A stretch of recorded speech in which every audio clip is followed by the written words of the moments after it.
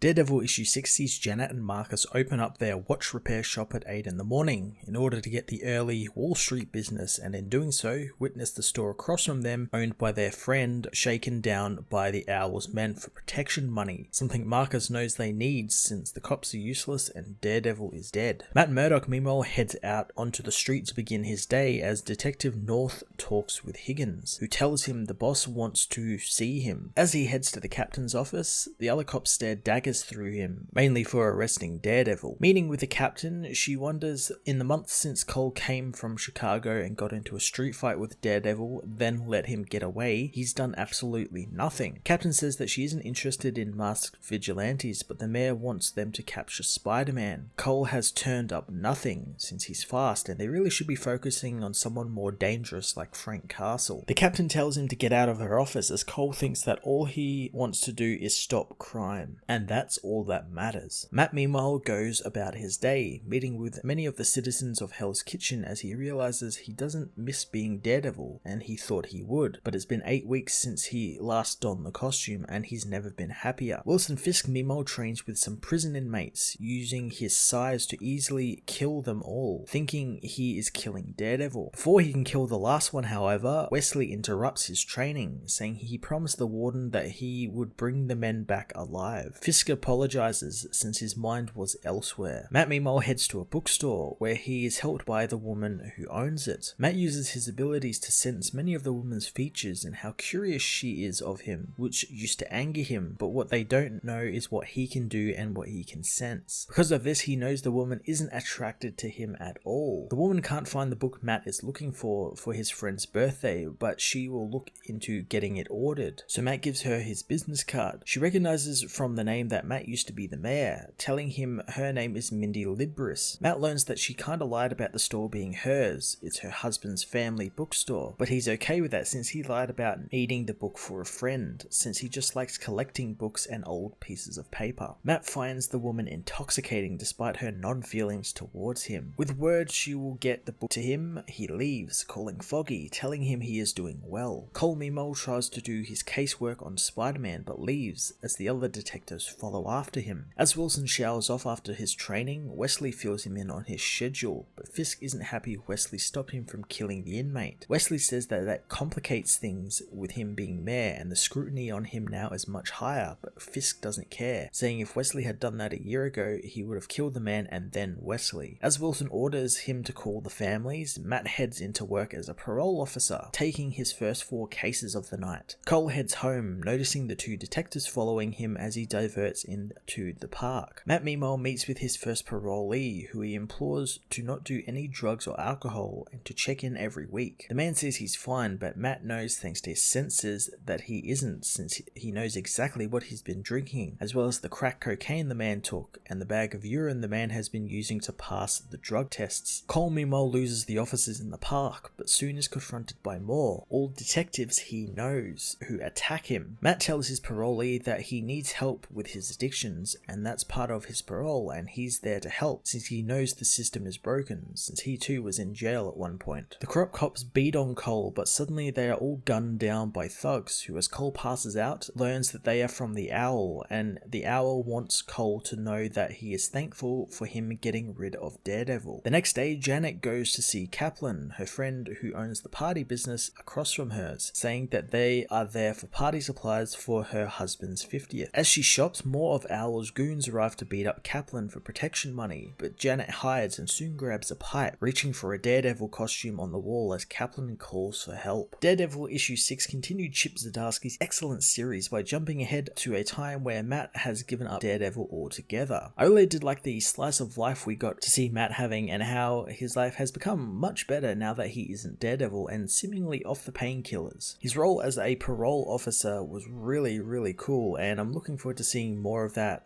take shape, especially since it means he might actually get some interaction with Detective Cole North. If I had one detractor from this comic, it was probably the art. I'm probably used to Marco Cicchetto's amazing art from the first issues, and while this artist is just stepping in, I didn't particularly like it since it looked very rushed. I'm going to give this issue an 8.5 out of 10. Hey everyone, thanks for watching my newest video. If you enjoyed it, you might also like to check out my other reviews here on my channel. You can also follow me on various social media platforms like Twitter by searching Matt_FOS, or even join the Comic Multiverse Discord server and chat with other comic book fans, including myself and Joel from Cape Joel. Want cheap comics and trades? Head over to the book depository with the link in the description to get the cheapest trades and comics around, along with free shipping anywhere in the world. Until next time, this has been Matt of the Fortress of Solitude. Thank you so much for watching.